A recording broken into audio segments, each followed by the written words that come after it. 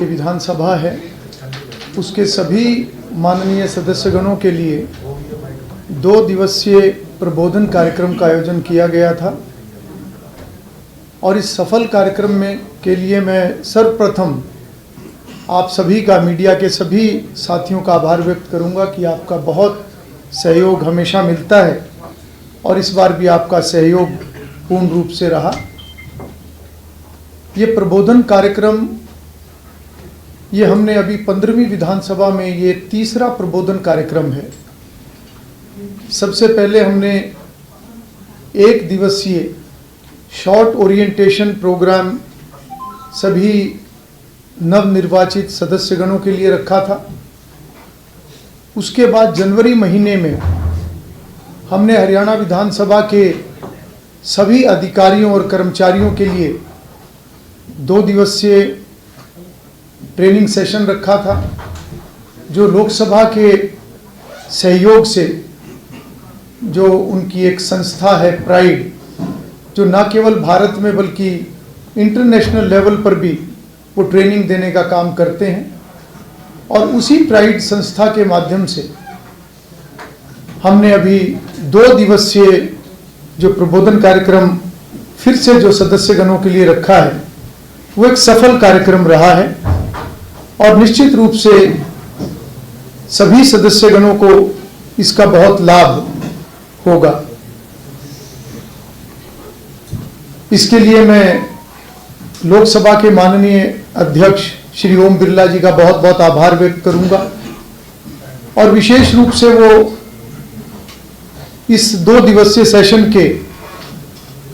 उद्घाटन सत्र में खुद रहे। 3.5 घंटे उन्होंने समय यहाँ पर दिया और उनकी पूरी टीम, और साथ ही साथ इस प्रबोधन कार्यक्रम की जो विशेषता रही है, जो पहले के ट्रेनिंग सेशन जो सारे देश के अंदर होते हैं, जिनका मैंने भी अध्ययन पिछले दिनों में किया है, उसमें हर विषय के एक्सपर्ट्स आते थे, परंतु इस बार हमने हर विषय के एक्सपर्ट्स के नाते न केवल अधिकारी जो लोकसभा के सीनियर अधिकारी थे, बल्कि हमने साथ साथ ऐसे सभी अनुभवी लेजिस्लेटर्स को बुलाने का काम किया। और मुझे खुशी है कि माननीय लोकसभा अध्यक्ष ओम बिरला जी के साथ साथ इस 2 दिवसीय प्रबोधन कार्यक्रम में राज्यसभा के हमारे deputy chairman doctor Harivansh ji भी इसमें शामिल हुए। उनके साथ साथ हमारे प्रदेश के माननीय मुख्यमंत्री, हमारे केंद्रीय मंत्री श्री मनोहर लाल जी, श्री जगदम्बिका पाल जी, डॉक्टर सत्यपाल जी और 4 राज्यों के विधानसभा अध्यक्ष, जिसमें उत्तर प्रदेश, गुजरात, पंजाब और हिमाचल प्रदेश,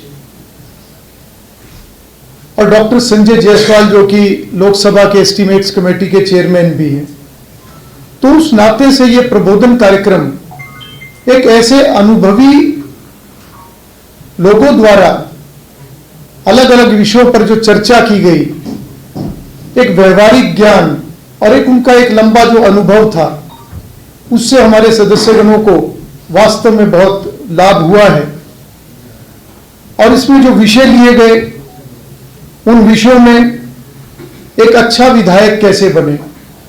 विधायक को क्या करना चाहिए, क्या नहीं करना चाहिए, विधायक का आचरण कैसा है, एक जनप्रतिनिधि का आचरण कैसा होना चाहिए, उसके साथ साथ जो विधानमंडलों के जो एक डिवाइसेस है, चाहे वो प्रश्न है चाहे नोटिसेस हैं, उनकी पूरी जानकारी और उसके माध्यम से कैसे कार्यपालिका की जवाबदेही को सुनिश्चित किया जा सकता है। साथ ही साथ जो हमारे संसदीय लोकतंत्र की जिसको आत्मा बोलते हैं, जो हमारी कमेटीज हैं, इनको भविष्य में और प्रभावी कैसे बनाया जा सकता है, क्योंकि जो विधानसभा सदन के माध्यम से कार्य करती है, उसके अलावा वर्ष भर विधानसभा की कमेटीज काम करती हैं, जिनके माध्यम से सरकार के कामकाज के ऊपर निगरानी रखी जाती है। सरकार के को जो बजट विधानसभा पास करके देती है, वो बजट सही तरीके से खर्च हुआ कि नहीं खर्च हुआ, उसको भी चेक समितियां ही करती हैं। इसके साथ साथ भारतीय संसद और हरियाणा विधानसभा में विधायी और वित्तीय कामकाज इसकी जानकारी विधायक गणों को दी गई। साथ ही विधायी प्रक्रियाओं में मंत्रियों की क्या भूमिका, जो मनोहर लाल जी ने एक विषय जो रखा है कि एक मंत्री की क्या भूमिका होती है विधायी कार्यों के अंदर, और उसके साथ साथ नीवा के ऊपर एक सत्र रहा और एक संसदीय विशेषाधिकार, क्योंकि उसमें भी एक ऐसा विषय है जो एक बहुत ही बड़ा विषय है, उसके ऊपर एक लंबी चर्चा लोकसभा के अधिकारियों द्वारा और साथ ही साथ जो एक सीनियर उस समय में हमारे विधानसभा के अध्यक्ष थे, एक लंबी चर्चा इसके ऊपर भी हुई है। और साथ ही साथ ऐसे सभी डिग्निटरीज जिन्होंने इस सेशन में आकर अपना संबोधन दिया, उन्होंने अपने एक लंबे अनुभव जो है वो साझा किए हैं सभी सदस्यगणों के साथ। निश्चित रूप से आने वाले समय में इन सभी जो विषयों के ऊपर जो ये चर्चा हुई है इसका लाभ मिलेगा। और मैं ये जरूर कहना चाहूँगा कि प्रशिक्षण ये एक ऐसा विषय है जो कभी भी औपचारिकता नहीं हो सकता। प्रशिक्षण एक ऐसा विषय है जो हर व्यक्ति, चाहे वो किसी भी क्षेत्र से जुड़ा हुआ है, चाहे वो किसी भी स्तर पर कार्य कर रहा है या वो किसी भी आयु वर्ग का है, ये एक ऐसा विषय है कि जिसको समय समय पर खुद को अपडेट करने के लिए, समय समय पर अपने विषय की पूरी जानकारी लेने के लिए और अपनी स्किल्स को और हम ज़्यादा कैसे बेहतर कर सकते हैं, अपनी कार्यकुशलता को हम और बेहतर कैसे कर सकते हैं, उस नाते से एक सतत प्रक्रिया हम आने वाले समय में इसको बनाएंगे। और लगातार अलग अलग समय पर, चाहे छोटे सेशंस हों या किसी स्पेसिफिक किसी टॉपिक के ऊपर हो, हमारा ये प्रयास रहेगा कि सदस्यगणों को हम अलग अलग टॉपिक्स पर, अलग अलग विषयों पर अपडेट भी करते रहेंगे ताकि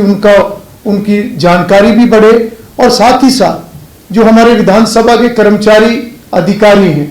उनका जो 2 दिवसीय सेशन हमने रखा था, ये भी प्रक्रिया हम लगातार जारी रखेंगे। इसके लिए मैंने माननीय लोकसभा अध्यक्ष जी से भी चर्चा की है और हमारी हरियाणा की जो एक संस्था है हिप्पा, हम दोनों को इन्वॉल्व करके लगातार हम शॉर्ट कोर्सेज उस तरीके से भी हम आने वाले समय के लिए प्लान करेंगे। क्योंकि मेरा ये मानना है कि हमारी जो एक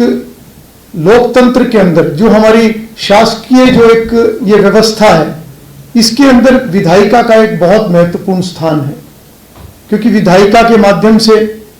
हम पार्लियामेंट के अंदर, हम सभी विधान मंडलों के अंदर न केवल कानून निर्माण करने का काम करते हैं बल्कि उनका संशोधन और साथ ही साथ ऐसे सभी विषय जो प्रदेश भर के, देश के, वो सभी विषयों की चर्चा यहाँ पर होती है।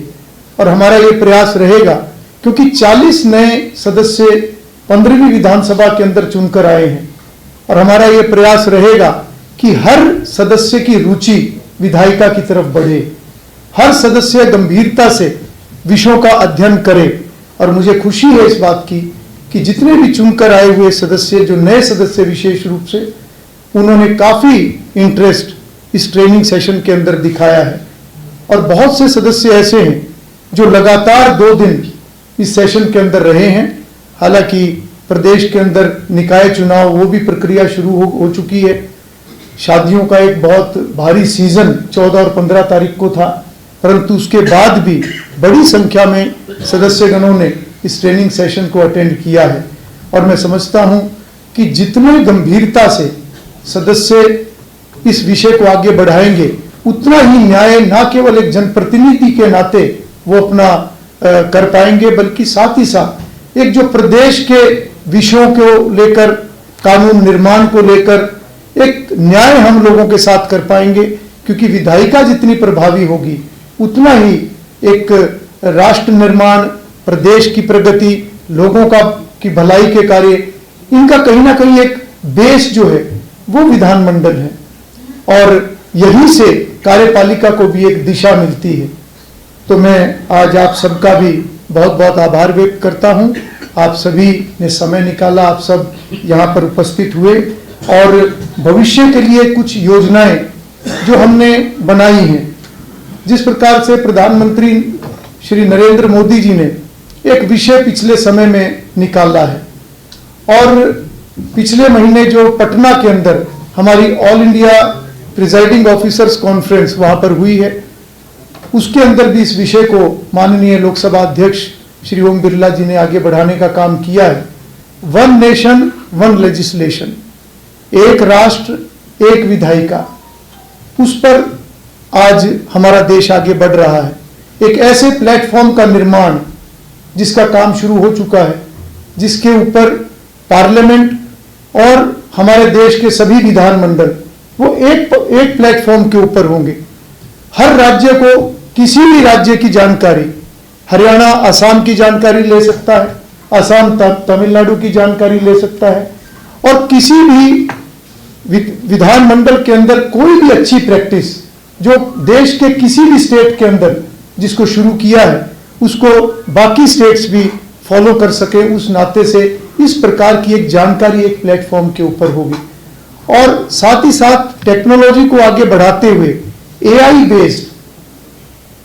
जो कि एक आर्टिफिशियल इंटेलिजेंस के माध्यम से कैसे हर टॉपिक को उस प्लेटफॉर्म के ऊपर हम लेके आए, हर जानकारी को उस प्लेटफॉर्म के अंदर हम लेकर आए, कैसे हमारे जो सीनियर पार्लियामेंटेरियंस हैं उनकी स्पीचेस हैं, उनके वक्तव्य हैं, उनके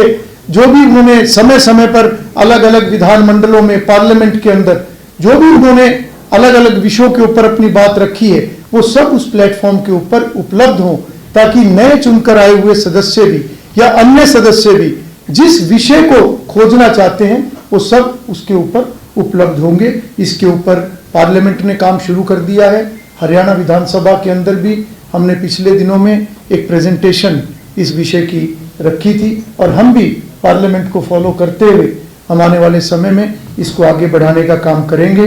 और साथ ही साथ विधायी संस्थाओं को और प्रभावी बनाना, उनको मजबूत बनाना। ये भी जो पटना कॉन्फ्रेंस के अंदर ये भी एक प्रस्ताव पारित हुआ था और उसके अंदर एक जो योजना बनी है कि हर राज्य के अंदर हम अपनी जितनी भी नीचे की विधायी संस्थाएं हैं, चाहे उसके अंदर हमारी पंचायती राज से जुड़ी हुई संस्थाएं हैं, चाहे उसके अंदर हमारी अर्बन लोकल बॉडी से जुड़ी हुई संस्थाएं हैं, चाहे उसके अंदर हमारे कोऑपरेटिव्स हैं, या ये विधायिका की और ज्यादा जानकारी आम जन तक पहुंचे,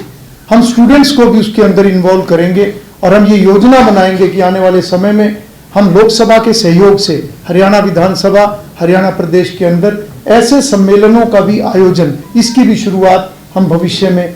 करेंगे ताकि एक विधायिका की जानकारी आम जन तक ये पहुंच सके। और साथ ही साथ रिसर्च को लेकर भी एक विषय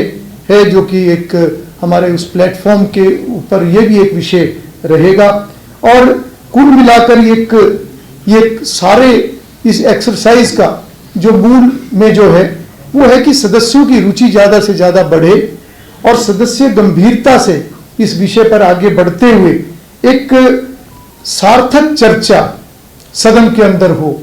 ताकि उस सार्थक चर्चा के अंदर से जितनी भी एक समस्याएं हैं, हर एक क्षेत्र की बड़े बड़े मुद्दे हैं, उनकी एक अच्छी चर्चा होकर सरकार को एक समाधान विधानमंडलों के माध्यम से जाए, ताकि सरकार भी उसके ऊपर आगे काम कर सके। ऐसा प्रयास हमारा भविष्य में रहेगा कि विधायिका और प्रभावी हो, हमारी कमेटीज की वर्किंग और बेहतर हो, इस दिशा में मिलकर हम आगे बढ़ें। आप सबका मैं पुनः आभार व्यक्त करता हूं। इससे जुड़ा कोई भी प्रश्न या आप जो भी बात रखना चाहें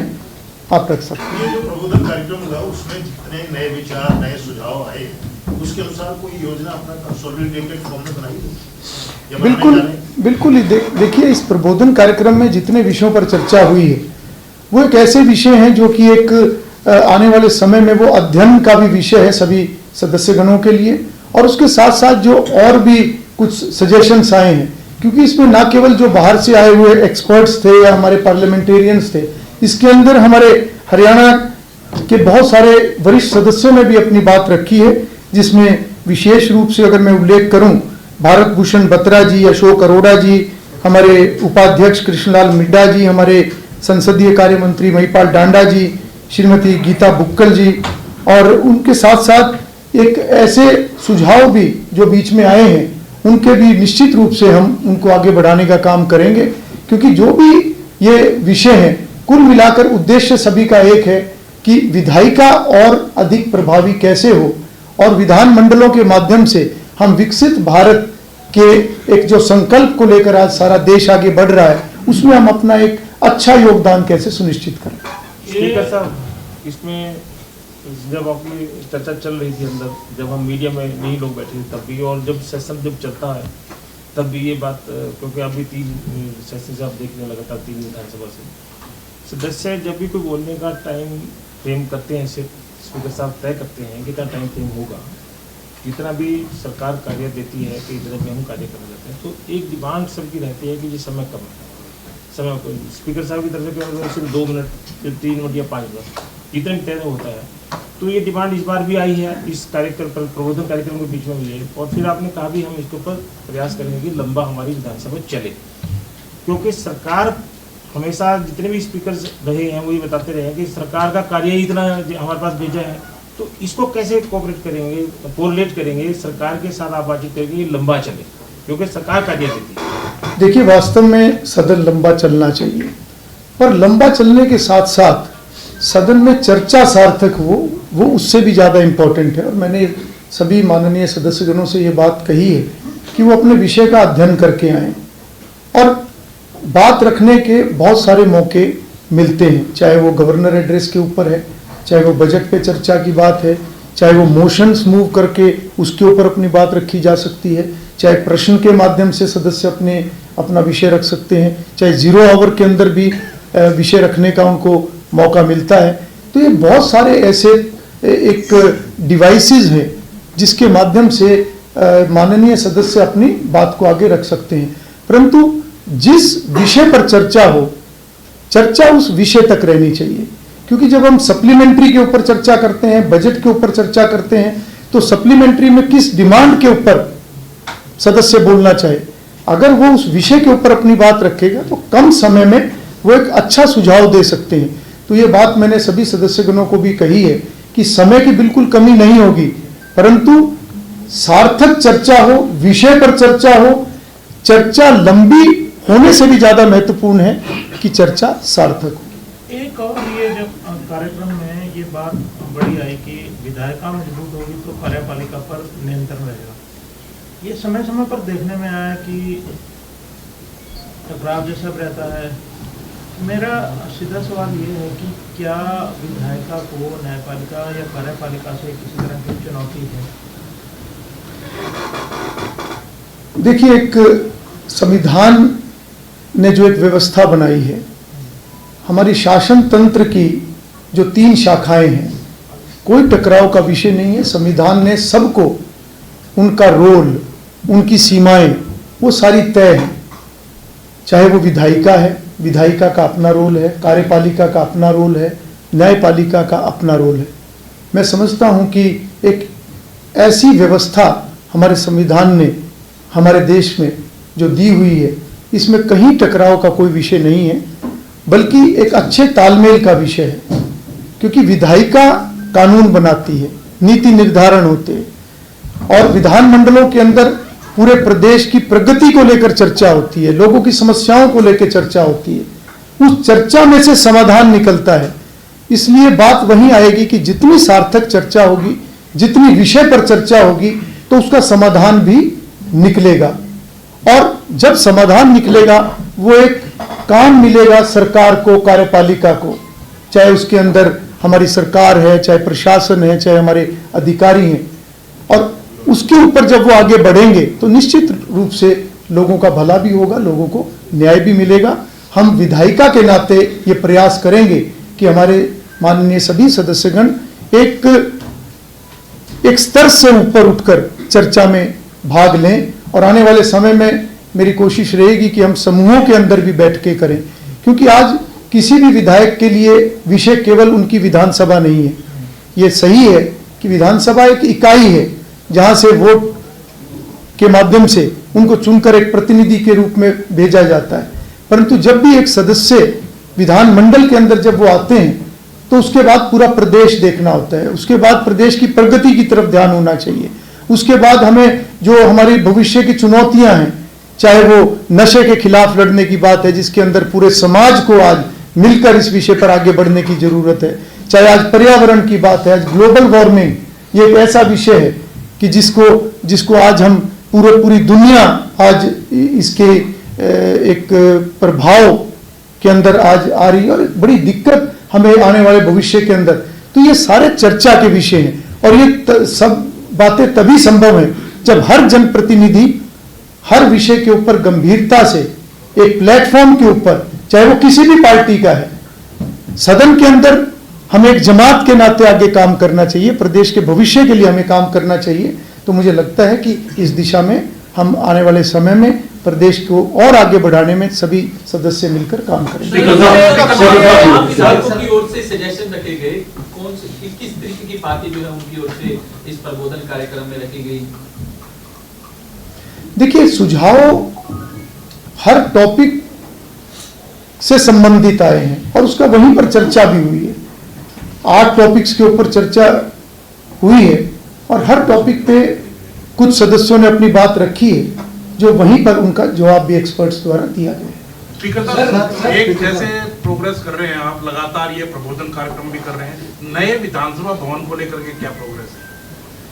देखिए, ये विषय पहले भी आया था। सर, एक इससे जुड़ा हुआ एक सवाल जी था जी आपसे। जी चंडीगढ़ एडमिनिस्ट्रेशन ने कहा है कि we will not accept plot in lieu of plot, we want to take money. तो उससे अब आप लोग कैसे प्रस्तुत करें? देखिए, ये सब एडमिनिस्ट्रेटिव फैसले ये होते हैं, नियम कानून के तहत जो है ये प्रक्रिया आगे बढ़ेगी।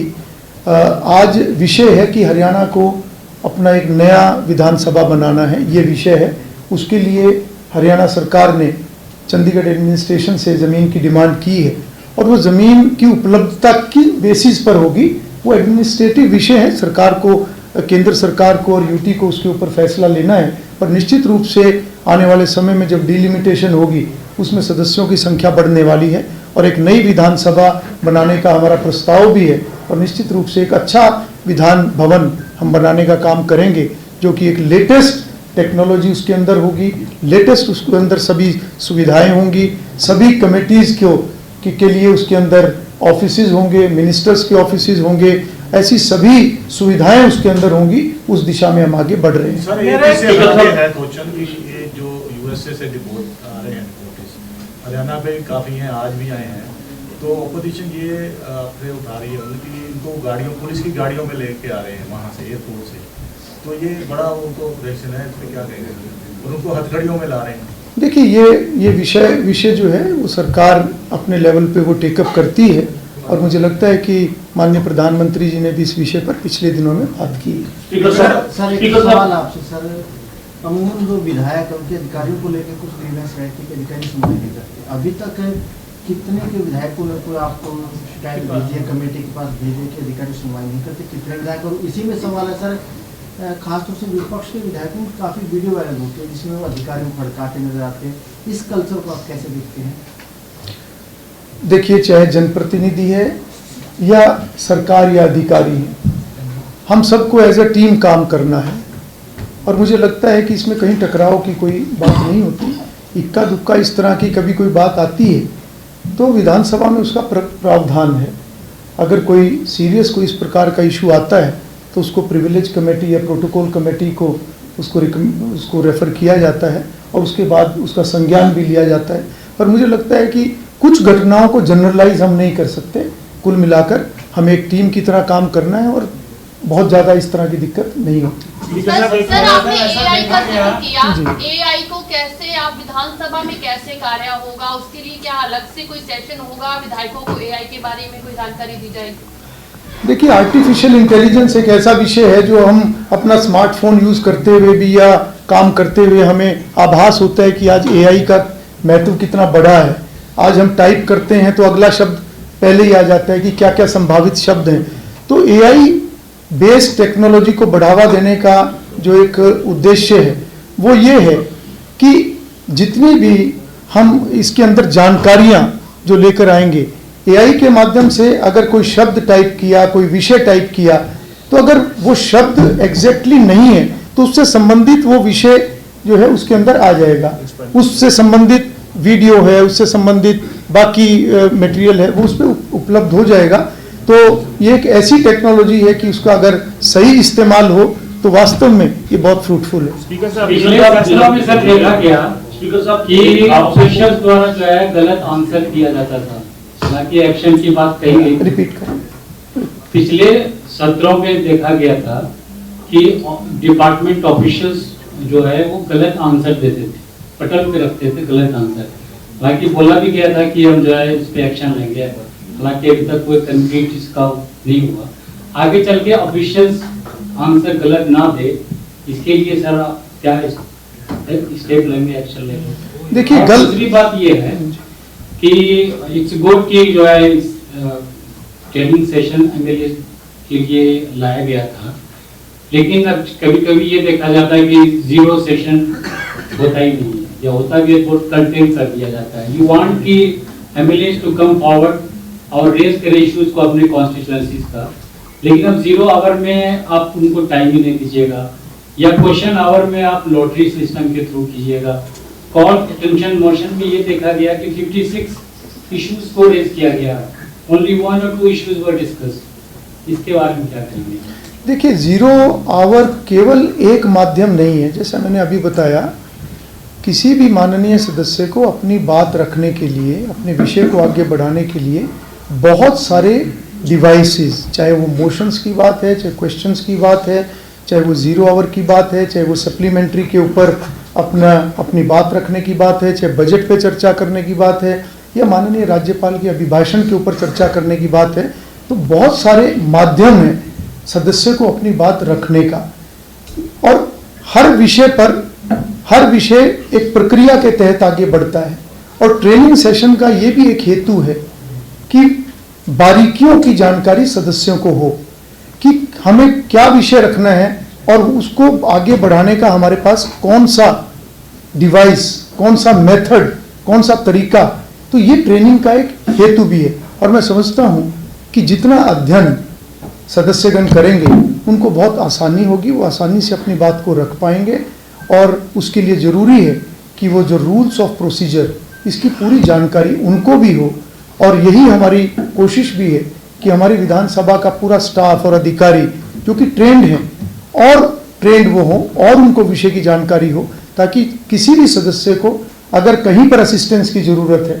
तो हमारा स्टाफ, हमारे अधिकारी उनको एक सही राय, सटीक राय दे सके और सही जानकारी दे सके। स्पीकर साहब, ये 2 दिन का प्रशिक्षण था सर, इसमें विधायकों ने कितनी रुचि दिखाई? 40 नए विधायक हैं सर, और सत्ता पक्ष विपक्ष के विधायकों की रुचि कितनी नजर आई? क्योंकि सर हमने आखिरी सत्र देखा, आखिरी सत्र में तो 30% सदस्य अंदर थे सर। देखिए बहुत अच्छी रुचि सबने दिखाई है, और लगभग सभी सत्रों में जो अटेंडेंस थी वो 50% से लेकर 70-75% तक वो रही है। और मैं समझता हूँ कि एक अच्छा नंबर ये है। लास्ट का एक जो कंक्लूडिंग सेशन होता है उससे पहले लगभग सभी जो टॉपिक्स हैं वो कवर हो चुके थे, और एक अच्छी रुचि सभी सदस्यगणों ने दिखाई है। और कुछ सदस्यों के आने की थोड़ी दिक्कत रही है, उनके परिवार के अंदर कोई कार्यक्रम के कारण से या कोई अन्य राजनीतिक कारणों से कोई, या किसी की कोई स्टेट से बाहर हैं, परंतु एक अच्छी उपस्थिति मैं इसको कहूँगा, और आने वाले समय में ये उपस्थिति और बढ़े, इसको हम इंश्योर करेंगे। स्पीकर साहब, जैसे आप AI 1 नेशन 1 कल पूछ लो, वन लेजिस्लेशन का इशू चल रहा है, एक प्लेटफॉर्म पे हम आ गए नेवा पे। नेवा के माध्यम से हम सभी दूसरे विधानसभाओं का पता चल रहा है। मैंने पहले जब आपसे इंटरेक्शन होती है उसे आपसे रिक्वेस्ट किया कि नेवा पे जो MLAs हैं उनको तो इमीडिएटली वो डॉक्यूमेंट्स मिल जाते हैं, क्योंकि उनका पासवर्ड है, उनको देख है। अब मीडिया भी क्योंकि एक प्रकार से इसका हिस्सा है, हम सुनते हैं, वो बात लिखी होती है। डॉक्यूमेंट्स नीचे आपके नेवा पे तो आ गए हैं, लेकिन हमारे पास वो इंटरनेट के थ्रू जब आप अपलोड करेंगे तब आएंगे, तो उसमें देरी होती है। तो हमने आपसे रिक्वेस्ट की थी कि उसका कोई हल निकाला जाए। किस तरीके से हल निकालना वो आप बेहतर जानते थे। या तो हमें जैसे हिमाचल विधानसभा में, क्योंकि आप गए भी हैं और विधानसभा स्पीकर साहब भी आए आपके पास, वहाँ पर मीडिया के, जहाँ पर मीडिया बैठा है वहाँ पर उनको ही एक्सेस देता है, जैसे वो नीचे एमएलए के पास है। एक तो वो एक्सेस है, दूसरा उनको एक पासवर्ड दिया गया है ताकि वो अपने लैपटॉप पे या अपने डेस्कटॉप पे जाके अपने दफ्तर में जाके हर एक अखबार को, मीडिया के संस्थान मतलब चैनल्स को भी पासवर्ड दिया ताकि वो डॉक्यूमेंट्स वहाँ पर एक्सेस हो सके। इसमें हमारे आप कैसे मदद कर सकें कि नीचे राज्यपाल का अभिभाषण हो गया था, 15 मिनट तक हमारे पास वो अपलोड नहीं हो पाया था, उसको पढ़नी पड़ी। ऐसे जैसे नीचे डॉक्यूमेंट हो जो फिजिकली होता था हमारे पास आ जाता था, इसका संबंध हम देखिए हमारा एक प्रयास चला हुआ है और हम विधायी कार्य को और सुचारू रूप से ये आगे बढ़े, उस नाते से विधानसभा की व्यवस्थाओं को कहाँ कहाँ और कितना और इसमें सुधार लाया जा सकता है। पिछले वर्षों में बहुत सुधार हमने अपनी विधानसभा के अंदर देखा है, परंतु उन सुधार कार्यों को अभी हमें और आगे बढ़ाना है। और उस नाते से अगर मैं कहूँ कि बहुत सारे विषयों पर हम काम कर रहे हैं, आपका विषय पहले भी आया, हम बहुत सारे राज्यों का कि उनकी प्रैक्टिसेस, उनके काम करने के तरीके, उनके चाहे आपकी टेक्नोलॉजी से जुड़ी हुई बातें हैं, दूसरी प्रैक्टिसेस हैं, उनको हम स्टडी भी कर रहे हैं और उनको एग्जामिन करके जो जो हो सकेगा हम धीरे धीरे सभी विषयों को यहाँ आगे बढ़ाएंगे। मेरा एक सवाल आपसे है, देखो 7 मार्च से विधानसभा का बजट सत्र शुरू हो रहा है, क्या पहले की तरफ की बार भी ब्रेक रहेगा? सेकंड, आपको एक लोकसभा की एक कमेटी का सदस्य बनाया गया है, उसके बारे में बोलिए। देखिए जो 7 मार्च से बजट सत्र शुरू होगा उसमें निश्चित रूप से हम कमेटीज़ का गठन करेंगे ताकि वो बजट के ऊपर अपना एक अध्ययन कर सकें, बजट की समीक्षा कर सकें डिपार्टमेंट वाइज, और उसमें सरकार को वो सुझाव दे सकें। और जहाँ तक पार्लियामेंट की स्टैंडिंग कमेटी की बात है, मैं आभार व्यक्त करता हूँ माननीय अध्यक्ष लोकसभा श्री ओम बिरला जी का, जिन्होंने हरियाणा को प्रतिनिधित्व दिया है, और जो all India presiding officers conference जो हर वर्ष होती है, जिसके माध्यम से बहुत सारे प्रस्ताव पारित करके एक बड़ी चर्चा करने के बाद जो प्रस्ताव पारित होते हैं, जिनको अलग अलग राज्यों में फिर वो अडॉप्ट भी करते हैं, नए नए विषयों को आगे बढ़ाते भी हैं, उससे संबंधित जो स्टैंडिंग कमेटी है जिसके चेयरमैन खुद माननीय लोकसभा अध्यक्ष हैं, उसके 2 वाइस चेयरमैन हैं, जिसमें डिप्टी चेयरमैन राज्यसभा और डिप्टी स्पीकर लोकसभा, और उसके अंदर 7 राज्यों के स्पीकर उसके अंदर होते हैं, उसमें हरियाणा को भी स्थान मिला है। तो निश्चित रूप से उसमें जो भी जिम्मेवारी इस विषय में रहेगी, हम प्रयास करेंगे कि वो जितने भी प्रस्ताव पारित होते हैं वो अलग अलग राज्यों में प्रभावी तरीके से आगे बढ़ें, तो उस नाते से उस जिम्मेवारी को हम आगे निभाएंगे। सर, ये जो बजट सत्र है, इसकी संभावित अवधि कितने दिन की हो सकती है और कब बीएसी की मीटिंग में ये तय कर लिया जाएगा, मीटिंग कब होगी? देखिए बीएसी की मीटिंग में ये तय होगा और हमारा प्रयास रहेगा कि जितनी सिटिंग्स पहले रहती थी उनसे हम सिटिंग्स कम ना हो, उससे बढ़ के हम सिटिंग्स करेंगे, और वो डिपेंड करेगा गवर्नमेंट का जो बिजनेस आता है वो लगभग जो है वो क्लियर होता है, बाकी बीएसी के अंदर उसको फाइनल हम करेंगे। सर स्पीकर साहब, एक मेरा तो मीडिया की तरफ से था कि जो बजट आता है तो आमतौर पे कई बार लेट आता है, तो मीडिया को बहुत ज़्यादा दिक्कत होती है, प्रिंट को खास तौर पे, इलेक्ट्रॉनिक को भी होती है। तो अगर मॉर्निंग में ही शुरू हो जाए और लंच टाइम तक ये हो जाए, इस पर ही सुझाव है। और क्योंकि आप एक टेक्नोक्रेट भी हैं, तो इस बार का जो बजट आना है और पिछले जो बजट आए हैं, उस दृष्टिकोण से आप क्या नए कदम उठाने जा रहे हैं? दूसरा सर, जो 2 दिन का ट्रेनिंग पीरियड हुआ है उसमें ज़्यादातर विधायकों ने, कुछ ब्यूरोक्रेट्स उनकी सुनते ही नहीं है। उन्होंने ये भी कहा कि चीफ सेक्रेटरी से ऊपर प्रोटोकॉल है, लेकिन उन्हें मान सम्मान कम मिलता है। तो इस बारे में इन फ्यूचर आप क्या स्टेप उठाने जा रहे हैं? देखिए इसका मैं जवाब दे चुका हूँ। एक आध कोई भी इस तरह का कोई विषय आता है, उसका अगर वो वास्तव में गंभीर है, तथ्यों के आधार पर है, उसका कोई प्रूफ है, तो उसके लिए हमारे पास जो हमारी एक कमेटी होती है उसमें वो केस रेफर होता है। इसको मैं दोहराऊंगा कि इसको हम जनरलाइज नहीं कर सकते। हर जनप्रतिनिधि बहुत सम्मानीय हैं, उनका सम्मान सब करते हैं, और मुझे लगता है कि ये एक ऐसा विषय नहीं है जिसको हम एक बहुत बड़ा बना के बार बार इस विषय को आगे लेकर आएँ। और उसके अलावा मुझे लगता है कि और कोई सवाल इससे जुड़ा हुआ बजट के बारे में पूछ रहा भाई, तो किस तरह से कैसे आप नहीं, बजट के ऊपर हम पूरी चर्चा करवाएंगे, टाइमिंग का भी पूरी चर्चा कराएंगे, और आपने जो एक सुबह वाला जो है वो भी आपका सुझाव अच्छा है, जी। एक मेरा सवाल है व्यवस्था से जुड़ा हुआ, जो हाउस में अक्सर आता है पिछले उसमें, ये जो एक साथी ने बात की थी कि अधिकारी गलत जानकारी देते हैं या अधिकारी बार बार आश्वासन दे देते हैं, क्योंकि हाउस में कोई आश्वासन दिया जाता है मतलब फ्लोर ऑफ हाउस, उसके मायने होते हैं। ये भी बड़े सदस्यों की आई कि ये आश्वासन 1 साल पहले भी दिया था लेकिन काम नहीं हुआ। इस दिशा में क्योंकि अभी ये बजट सत्र आएगा तो आपका कुछ क्या प्रयास रहेंगे कि जो आश्वासन on the floor of house दिए जाएं वो कैसे समयबद्ध तरीके से पूरे हो पाएं? देखिए, अभी विषय आया था कि कमेटीज़ की वर्किंग और प्रभावी होनी चाहिए, तो ये भी उससे जुड़ा हुआ विषय है, क्योंकि एक एश्योरेंस कमेटी एक होती है जो हाउस में जो सरकार द्वारा जितने भी इस प्रकार के एश्योरेंस दिए जाते हैं उसके ऊपर वो कमेटी काम करती है, और हमारा प्रयास रहेगा कि वो कमेटी जो है और इफेक्टिवली वो काम करे। जो अधिकारियों वाली बात कैन जनरलाइज ना किया जाए, आपने दोनों बात के आंसर में ही कहा, तो इसका मतलब क्या जो आकलन दिखता है आपकी बात से कि कोई एक आध घटना हुई होगी, अलग बात है, पूरे प्रदेश के अधिकारी विधायकों को पूरा मान सम्मान दे रहे हैं। देखिए, मान सम्मान ये हमारी संस्कृति का हिस्सा है, और अगर कोई सदस्यों को मान सम्मान ना दे तो ये बिल्कुल एक्सेप्टेबल नहीं है, उसको बिल्कुल गंभीरता से लिया जाता है, लिया जाएगा, और मैं समझता हूं कि एज अ टीम ही हमको काम करना है, और ऐसा नहीं है कि केवल अधिकारियों की बात है, ये आचरण की बात है, ये आचरण की रिफ्लेक्शन और जगहों पे भी आती है, तो इसको हम केवल एक जगह से जोड़ के ना करें।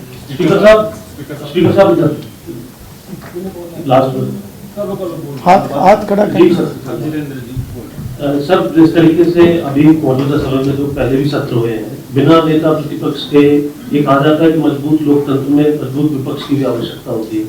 कैसा अनुभव हो रहा है आपको? सामने नेता विपक्ष नहीं होते, क्योंकि प्रमुख तौर पर अगर हम देखते हैं विधानसभा के अंदर सदन के नेता विपक्ष ये होते हैं, तो आप कैसा उसको देख रहे हैं, किस नजरिए से देख रहे हैं आप? देखिए, नेता प्रतिपक्ष की नियुक्ति वो संबंधित दल को करनी है, वो उनका कार्य है, परंतु जो पिछला सत्र भी था उसके अंदर हमारे विधानसभा के अंदर विपक्ष के बहुत सीनियर सदस्य हैं, और समय समय पर विपक्ष की भूमिका को वो निभाते हैं, पूरी चर्चा के अंदर वो हिस्सा लेते हैं। मुझे लगता है कि विपक्ष अपना काम कर रहा है। छत्रपति शिवाजी महाराज की 19 फरवरी को जयंती है, उस पर आप अपनी तरफ से और अपनी विधानसभा की तरफ से क्या संदेश देना चाहोगे? देखिए, छत्रपति शिवाजी का आपने जिक्र किया, मैं तो ये बात जरूर कहूँगा कि जितने भी महापुरुष हैं जिनके कारण से आज हम यहाँ पर हैं, उन सब के विचारों के ऊपर हम सबको चलना चाहिए। विशेष रूप से हमारी जो युवा पीढ़ी है, युवा पीढ़ी के अंदर वो संस्कार हों, युवा पीढ़ी के अंदर हमारे राष्ट्र के प्रति उनके अंदर एक प्रेम की भावना हो, अपने दायित्व के प्रति उनके अंदर गंभीरता हो। तो मैं तो यही कहूँगा कि एक अच्छे नागरिक के नाते सभी अपनी जिम्मेवारी को ईमानदारी से निभाएं। स्पीकर साहब, कॉलिंग अटेंशन मोशन को लेकर विपक्ष के विधायक जो है अक्सर सवाल उठाते हैं कि प्रदेश के अंदर जो एक्टिव मुद्दे हैं उनको जो है वो मंजूर नहीं किया गया, और साथ ही साथ सप्लीमेंट्री का आपने जिक्र किया कि सप्लीमेंट्री में उनको ऐड ऑन कर दिया जाता है, तो आप खुद ही कहते हैं कि जब सप्लीमेंट्री में ऐड ऑन कर दिया जाता है तो मुद्दे से भटक जाते हैं। तो इस तरीके से उनके जो आलोचना करते हैं कि हमें सप्लीमेंट्री क्वेश्चन जो है वो भी नहीं पूछने दिए जा रहे, साथ ही साथ कॉलिंग अटेंशन मोशन को भी मंजूर जो है वो नहीं किया जा रहा, उन्हें इवन सप्लीमेंट्री में ऐड कर दिया जाता है, लेकिन जब सप्लीमेंट्री का सवाल पूछने जाते हैं तो उनको समय ना होने की वजह से बैठा दिया जाता है। देखिए, ये सभी चीज़ें नियमों के तहत चलती हैं, और नियमों के अंदर कहाँ पर नोटिस पढ़ा जाएगा, कहाँ नोटिस के कितने सप्लीमेंट्री होंगे, कहाँ नोटिस का जवाब दिया जाएगा। बहुत प्रस्ताव ऐसे हैं जिसके अंदर केवल बात रखनी होती है, उसके अंदर जवाब भी नहीं होता। तो ये अलग अलग नोटिस की अलग अलग प्रक्रियाएं हैं, परंतु मैं इतना ज़रूर कहूँगा कि पहला सत्र जो हमारा 5 दिन का था उसके अंदर भी हमने सभी को मौका दिया, और जितने ये प्रस्ताव हम एडमिट कर सके हमने वो भी किए, और भविष्य में भी मैं विपक्ष के सभी साथियों को भी ये आश्वासन देता हूँ कि किसी को भी अपनी बात रखने में किसी प्रकार की कोई कठिनाई नहीं होगी।